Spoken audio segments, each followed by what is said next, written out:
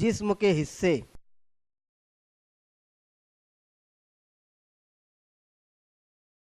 बाल,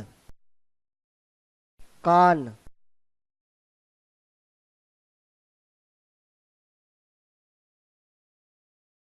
आँखें, गाल,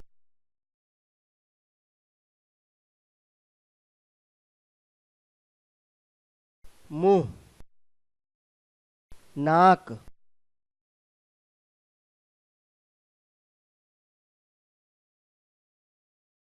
सीना,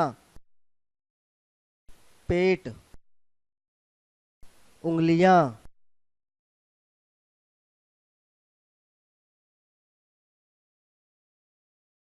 पिंडली, घुटना, पंजा।